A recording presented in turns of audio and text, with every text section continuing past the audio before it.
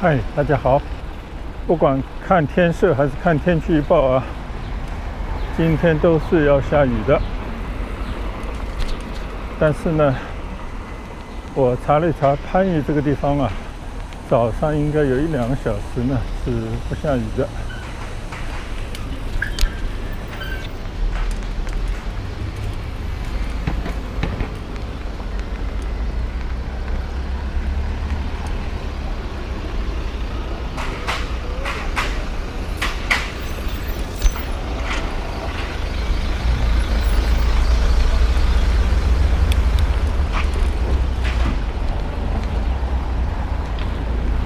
好几天了没有骑到外面来了啊！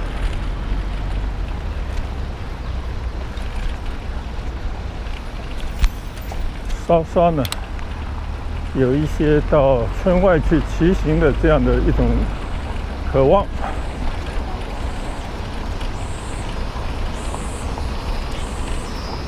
所以但愿啊，这个天气预报是准的，我们还是往外骑，看看呢，能不能啊骑到大富山公园。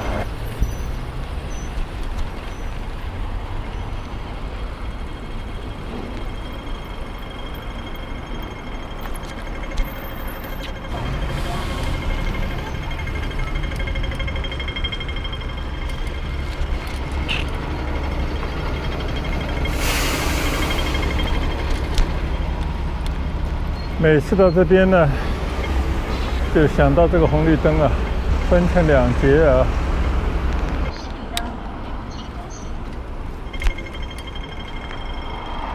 对于这个红绿灯啊，我已经无力吐槽。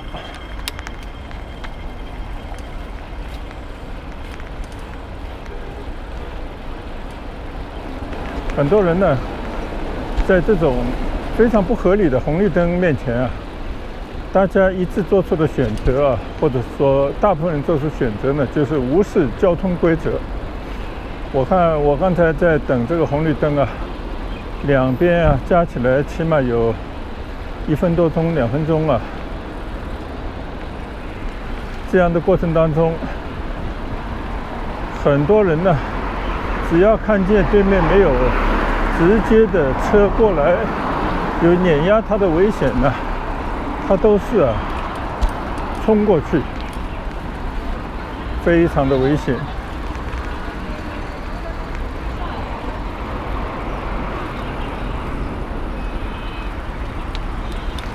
所以如果说仅仅是把这个归罪于老百姓的素养不够啊，不遵守交通规则，应该是说不过去的。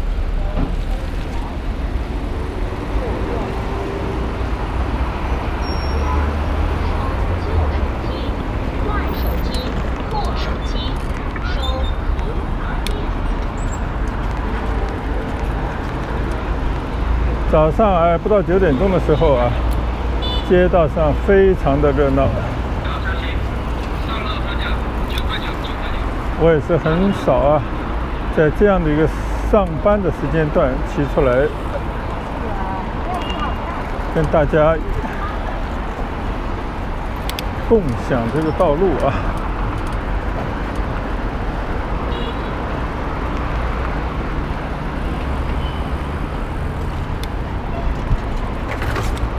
虽然我是特地选了我这条的道啊，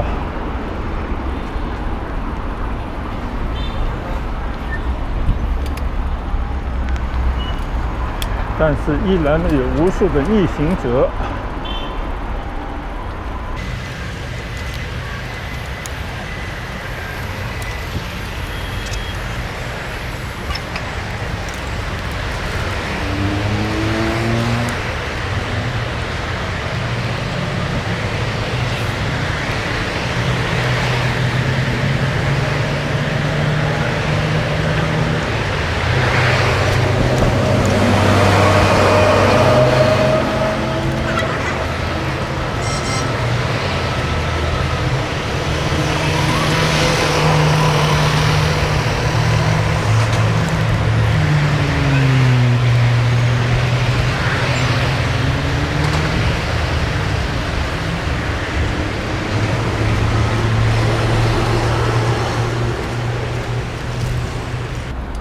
最近啊，广州啊持续的暴雨，每天都有暴雨，而且伴着轰轰的雷声啊，有些雷就好像就在旁边劈下来一样，还真有点吓人。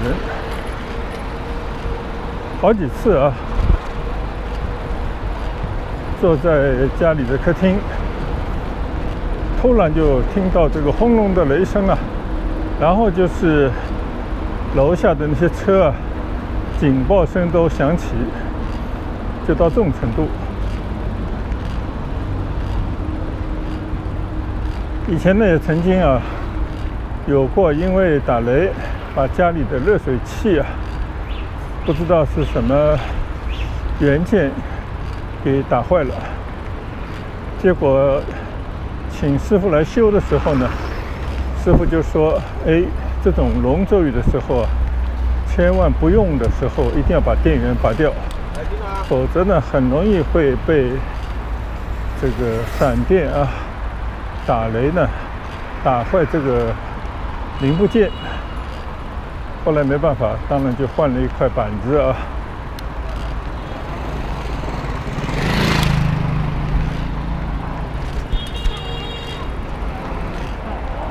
又经过了中医市场、中医美食城，这边呢有大量的乡镇的企业啊、店铺，五花八门，什么都有，以吃饭和修车的为主。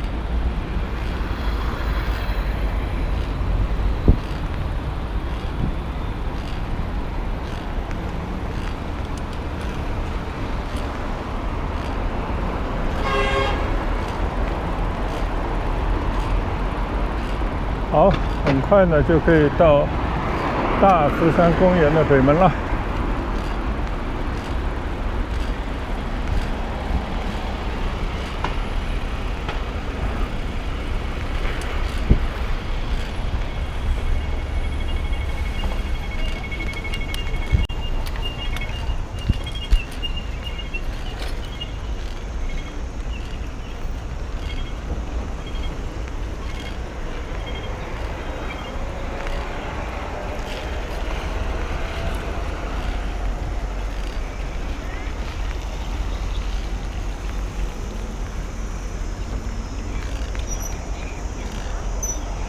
突然发现啊，原来这边的一个麦当劳啊，是准备呢，还是已经改成了一个叫昆虫博物馆，挺有意思的啊。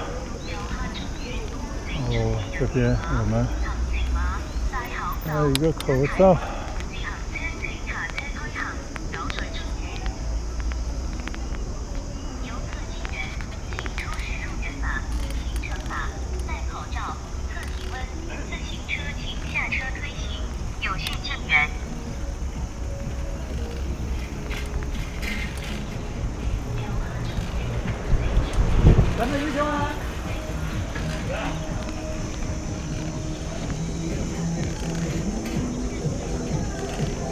一大早呢，公园里头已经不少人在那里载歌载舞了。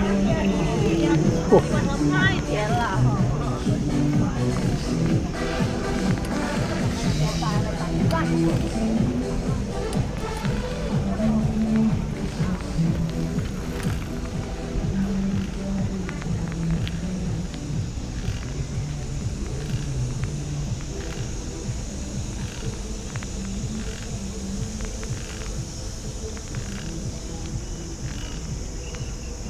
在林荫大道啊，湿漉漉的这个空气当中骑行啊，下雨天也有下雨天的好处啊。气温比较低。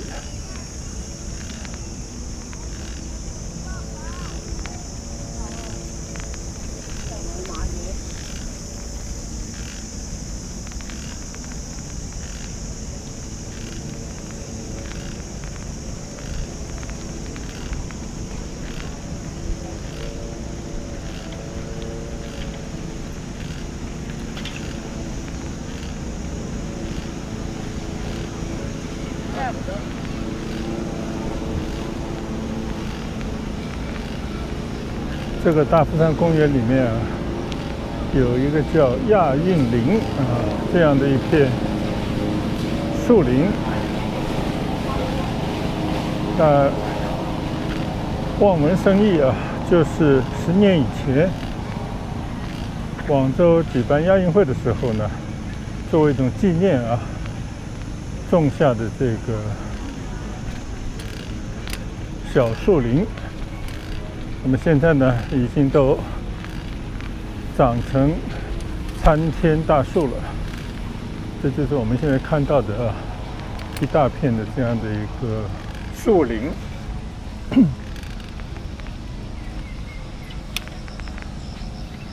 这个呢，就是上次专门走过的南北主路啊。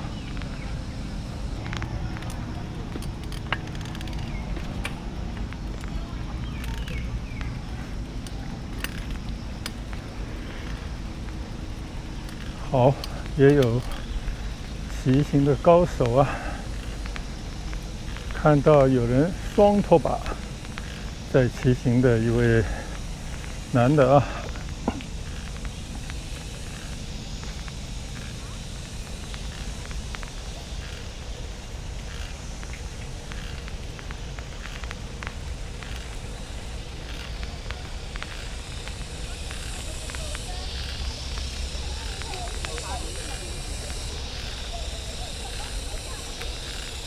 大富山公园啊，上次已经来体验过一次它的这个巨大了啊！从南门一直骑到北门，中间兜兜转转啊。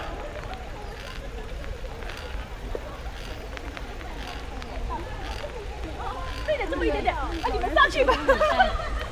更多的人呢是采取一个徒步啊，边上还有很多人打羽毛球啊。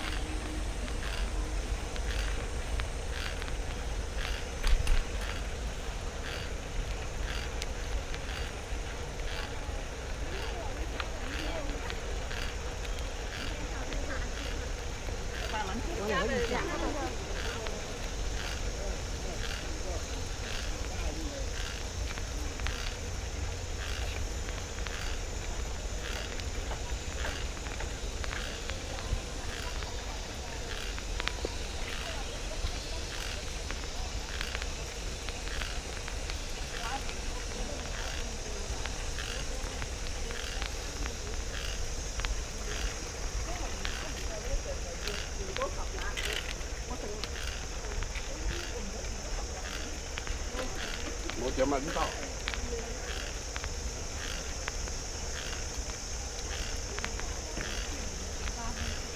1个小时哦。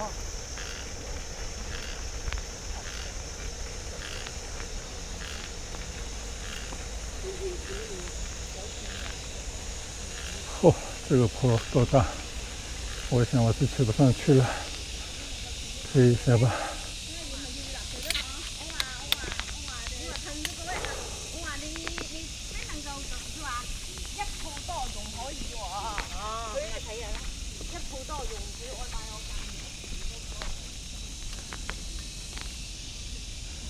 最近可能对这个骑行训练已经疲了啊！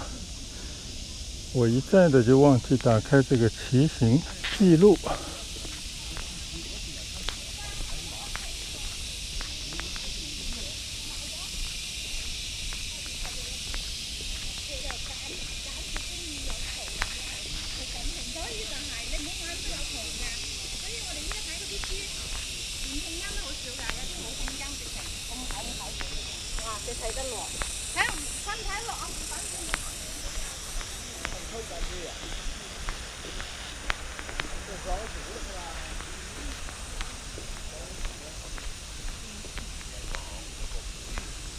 这边呢就有一些有年头的榕树。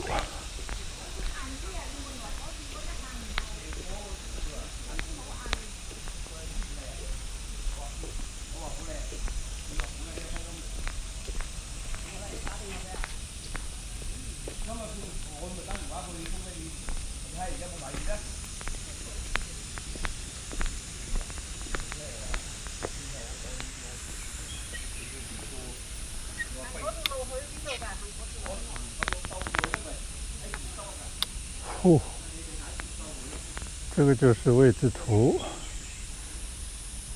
大福山公园呢，紧挨着九星村，才刚刚进入没多远呢。这边呢，就看到有一片水域啊，一个小湖，也看到很多人坐在湖边呢，在这边闲聊。一进来看一看吧。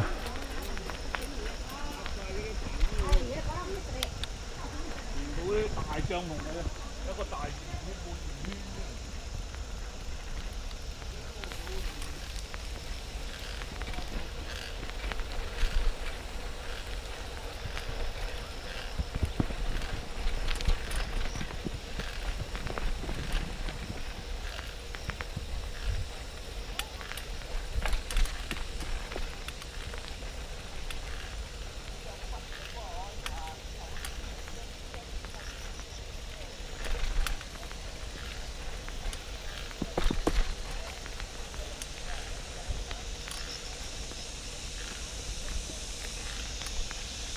自作主张的就骑到了边上的一条岔道啊，左手边呢是一片小湖，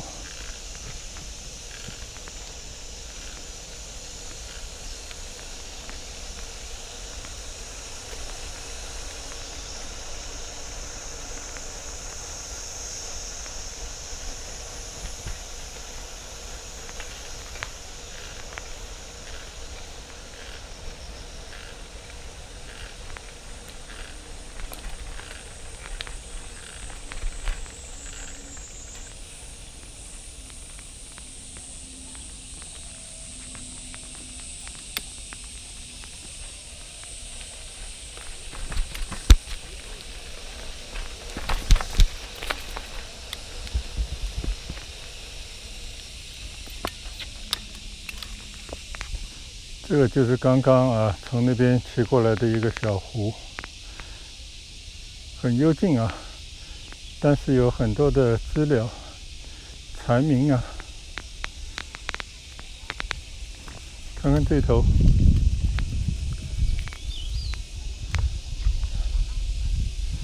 山上还有很多雾气啊，一种山岚。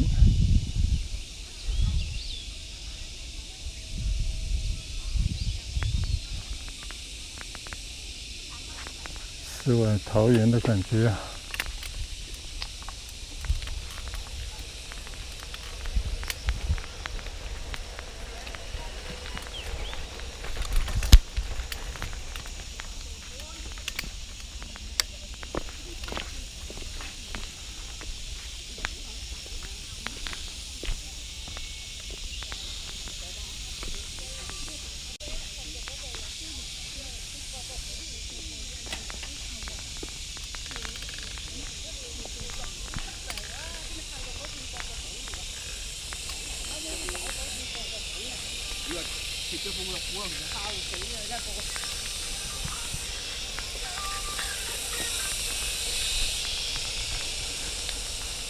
小道上散步的人还不少，很多人一边呢散步一边听音乐啊，怡然自得。不管怎么说啊，这个树林里面空气肯定不错，新陈代谢嘛，释放出的氧气啊，这些负离子会比较多。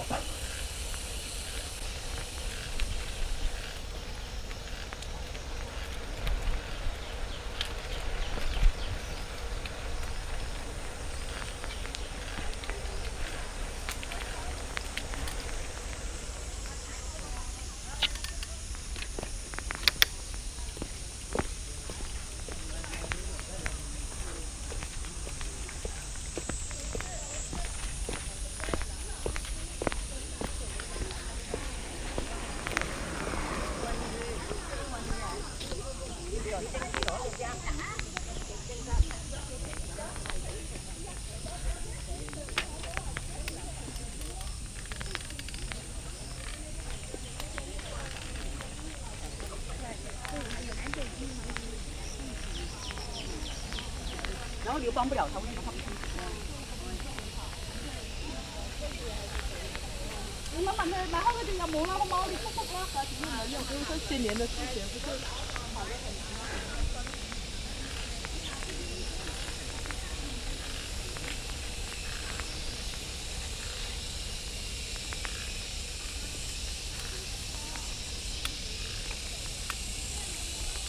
哦。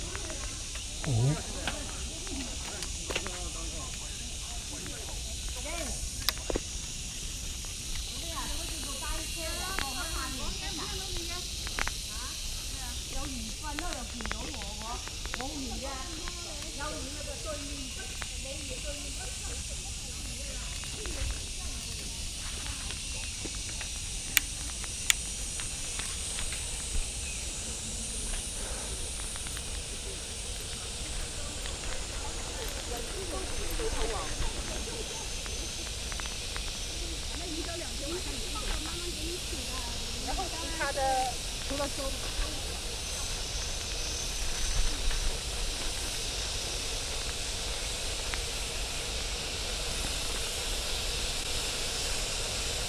连推带骑的啊，上了一个大坡，前面呢还有更多的大坡啊，所以我们就不去挑战了，因为这个车毕竟不是爬山的车啊。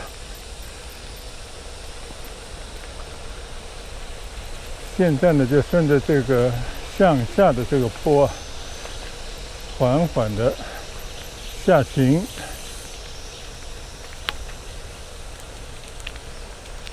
主要呢是我脸上已经吹到了一些雨滴。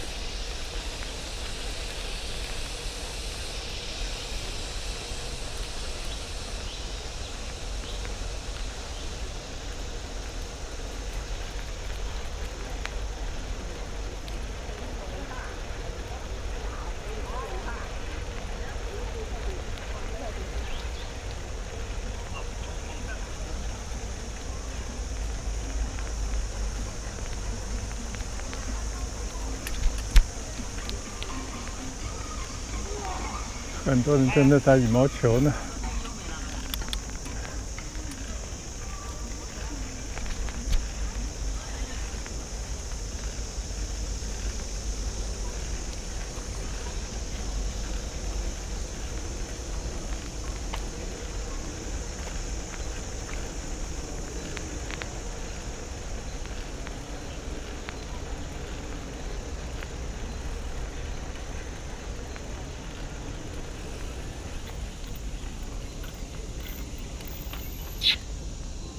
这边呢有一片池塘啊，开着一些荷花。这里有个牌子写的叫细叶龙区，有4000株这么多，是大富山榕树公园的骨干树种之一。对啊，你看现在有很多，我表姐不是2个女儿，现在自己这样一个过来的。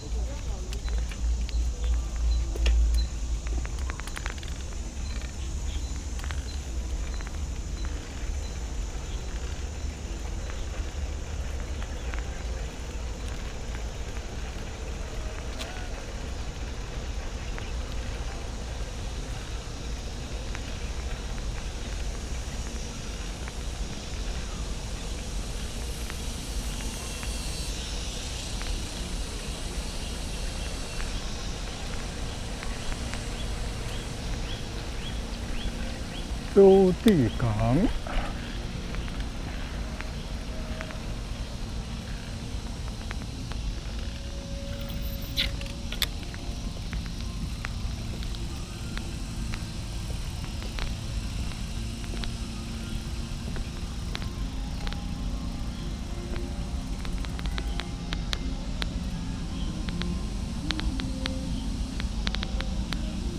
差不多又回到了北门的附近了。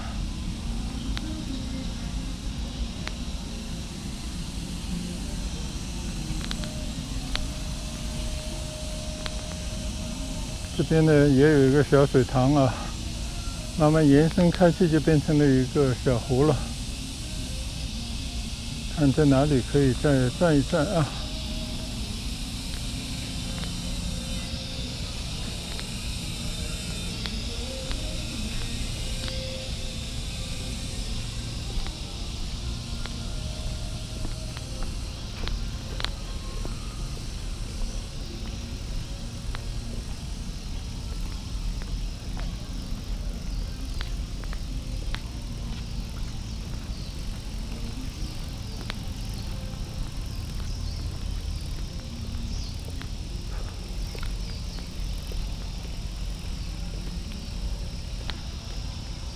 这边呢就有一个人工的栈道啊，专门还修了一下，让大家可以在这边啊坐一坐的地方。我们也下去看一看吧。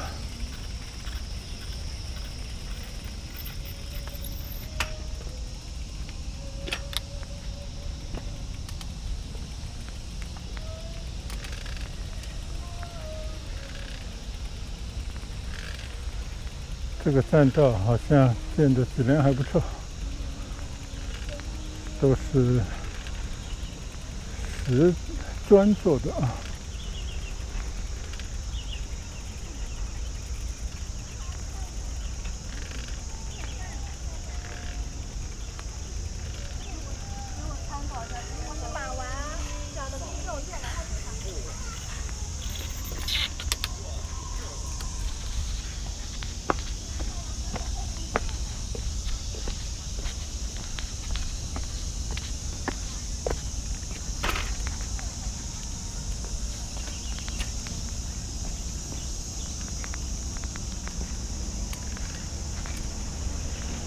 这里建了一些不错的步道。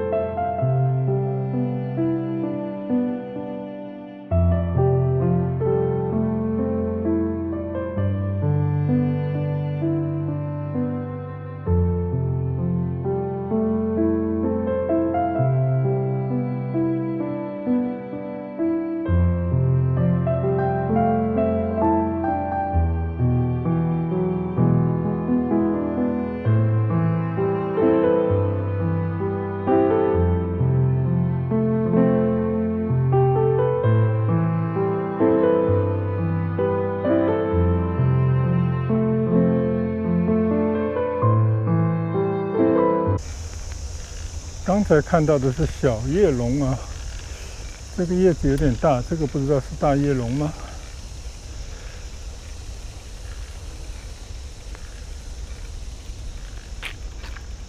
又是漫漫无尽头的一条上坡道啊，我们就节省体力吧，掉头。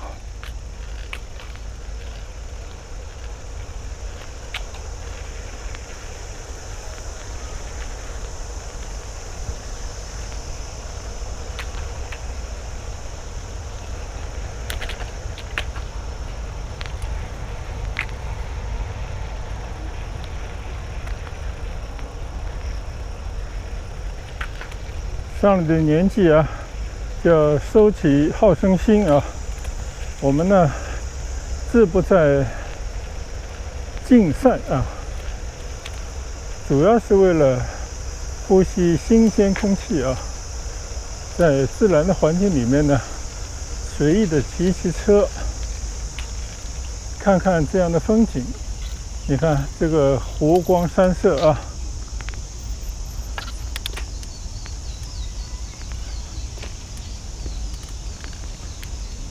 前一阵子呢，在视频里面啊，专门看了有一位叫周关宇的博主，他自己谦称自己是个小木匠，也可能从事着跟木雕这样的艺术有关的这么一位年轻人啊。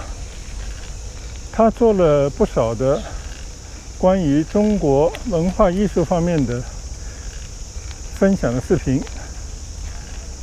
讲得相当不错，我也成了他的粉丝啊。其中呢，有一篇就专门讲黄公望啊，元末的一位大画家，虽然一生坎坷，但是呢，最后啊，还是修得正果，花费了4、5年的时间吧，创作出了这个传世的名卷《富春山居图》。富春这个地方呢，我们都很熟悉啊，就是杭州边上的富春江。我们曾去过富阳，去过临安，那边呢真的是人文荟萃啊，山水更美，应该是最能够代表中国人文景观和人文情怀的这么一个地方。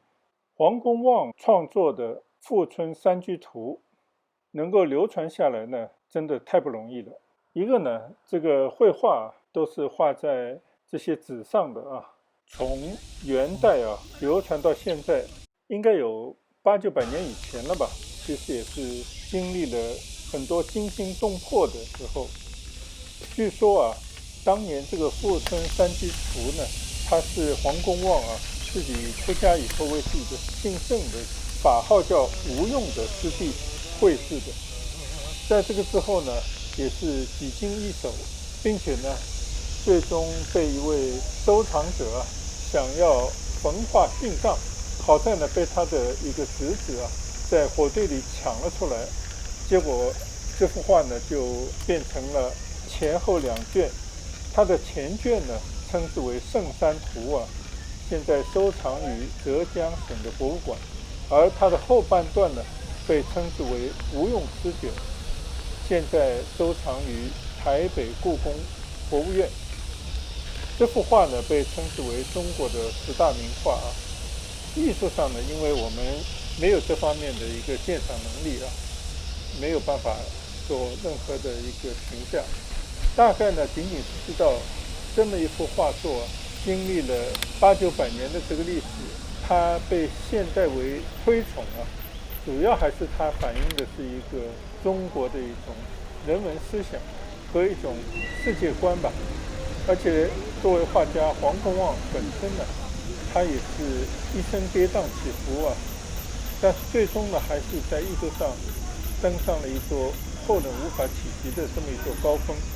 所以无论是黄公望这位画家还是他的作品，都是代表着中国人文思想的一个非常高的一个境界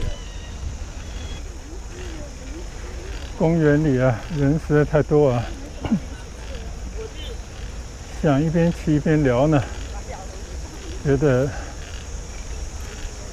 有点奇怪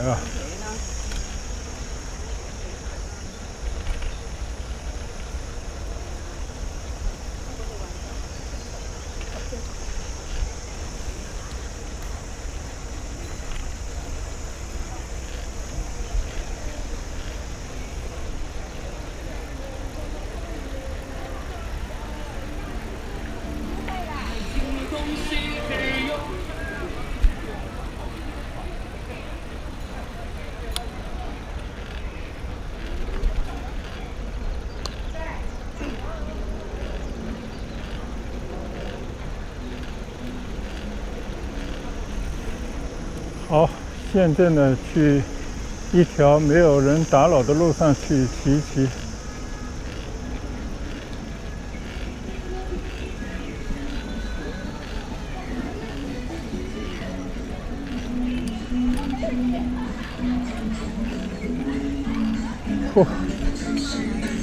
到处都是人呐！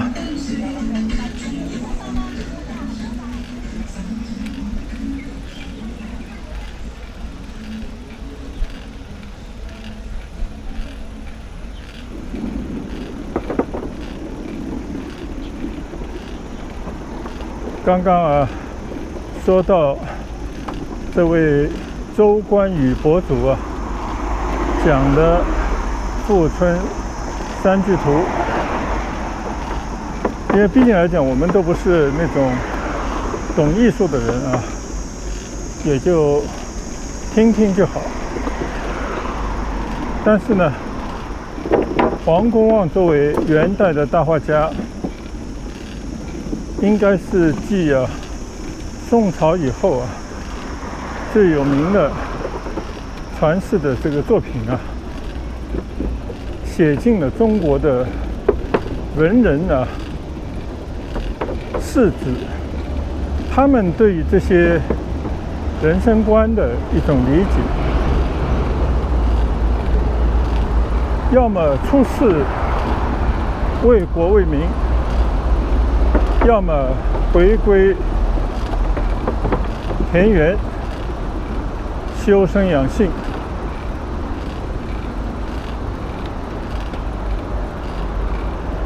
黄公望呢，应该他的作品啊，这幅《富春山居图》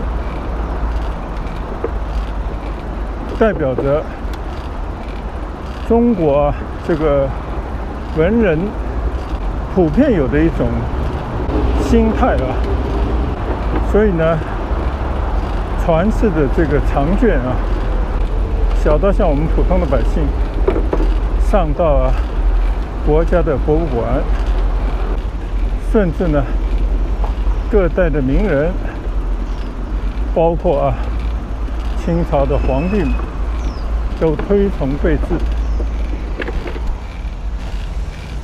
刚刚呢说到黄公望啊，虽然我们都是一些啊缺乏艺术鉴赏能力的人，但是呢也有幸啊去凑了一回热闹。在很多年以前吧，当年呢在台北啊破天荒的有一次啊两岸合作，把两幅名作呢合二为一，在台北的故宫博物院展出。当时正好也是我和家人在台北啊旅游，所以呢也曾亲眼目睹传世的作品展现在两岸人民的眼前。骑着呢又来到了一片观河的好地方。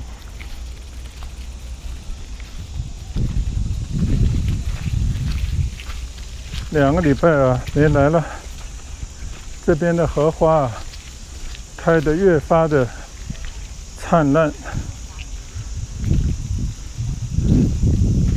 这些莲雾的树啊也都熟了啊。把车停一下。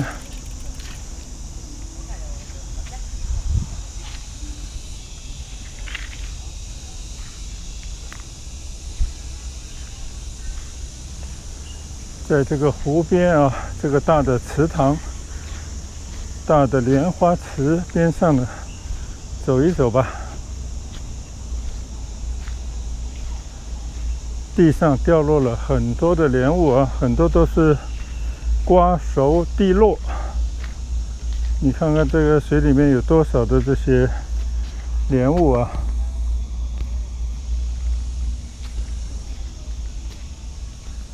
瞧瞧这片莲花，跟我们上次来的时候看到的又有不同啊！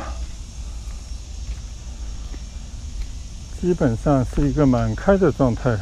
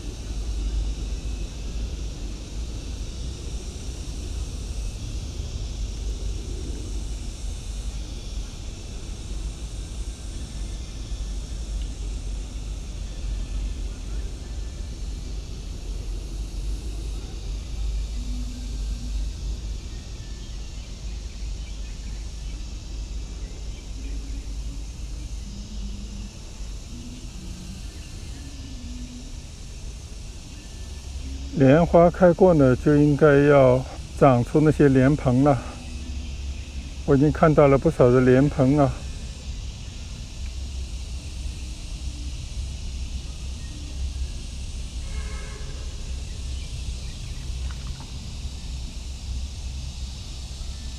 这个树上呢都是莲雾啊。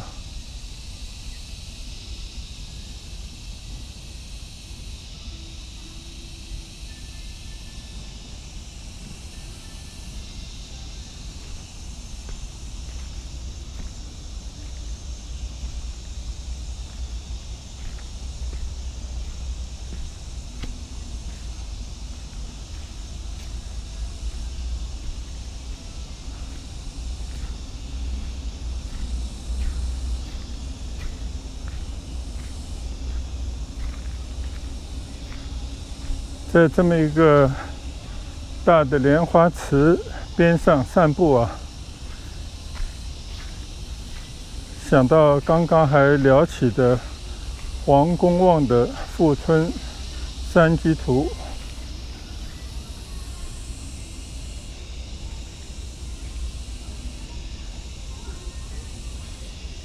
你看这一片看过去是不是非常的壮观啊？宽大的碧绿的这些荷叶衬着盛开的莲花，边上已经有很多的莲蓬，就这么一路的粉色的世界啊，一直到那边的绿树和后面的山丘。这种景色啊，如果说是画家的话，应该触发一些他的灵感啊，画出这些自然的美的风光啊。所以黄公望的这个作品呢，就是代表着中国的士大夫文人寄情于山水啊，但是呢，同时又是心系天下，也是希望能够为国家啊、为百姓呢做事，同时呢，也是光耀门楣，能够呢让自己啊能够有一个好的家族的传承。这些可能就是中国传承了1、2千年的这些人文的思想。所以你如果现在要去到一些还不是特别发达的那些内陆的城市啊，在它的边上呢，都会保留着很多的古村落。这个里面呢，就是还是可以找到100-200年以前当年的这种人文的情怀啊，和那种乡间的中国文化那种气息。而且这种思想啊，应该是根植在我们每一代的中国人的内心。所以我们有时候不知不觉的就会去到一些古村落，去看看先人留下那些祠堂啊。然后呢，村民现在依然在利用的那些村前的大树底下，或者是种满荷花的一个祠堂，大家呢围坐在那边还是一种先人留下来到现在还存在的一种乡村的文化，就人感觉特别的舒畅，特别的放松。所以这也是为什么有时候我们骑车就喜欢去到一些乡间的地方或者呢更多的是一些自然的环境里面呢放松一下心情。因为我们的文化已经沉淀着这些我们的先人这些文化的基因所以呢，这就是我们作为一个中国人，我们的根就在这样的文化，在这样的历史之中。好，我们就在这样的一个美景之中结束我们今天的骑行的慢聊分享吧。期待我们下一期再见，拜拜。